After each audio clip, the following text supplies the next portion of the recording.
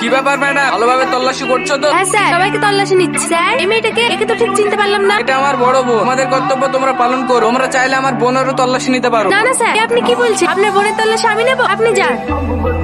কি হচ্ছে এটা? কাল তোমাদের চোখের সামনে দিয়ে মাল পাচার হয়েছে, তোমরা কি করছিলে? তাকে তেল দিয়ে ঘুমাচ্ছিলে। আজকে হেরোইন পাচার হবে। আজকে যদি স্মাগলারকে না ধরতে পারো তাহলে কিন্তু তোমাদের সবাইকে সাসপেন্ড করে দেবো।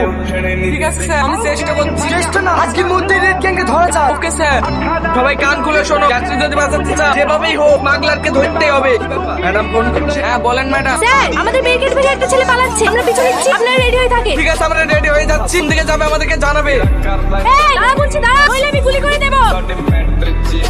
আর কত পালাবি বল? ওকে আমরা অনেকদিন ধরে খুঁজছি। আজ তোকে ইনকাউন্টার করে দেবো। স্যার, এনকাউন্টার করার আগে ওর বসের নামটা তো একবার জিজ্ঞেস করুন। এই বল, তোর বসের নাম কি? মরে যাবো তাও জীবনে বলবো না। তুই বলবি নি? তোর তো একটু গোষ্ঠী বলবে।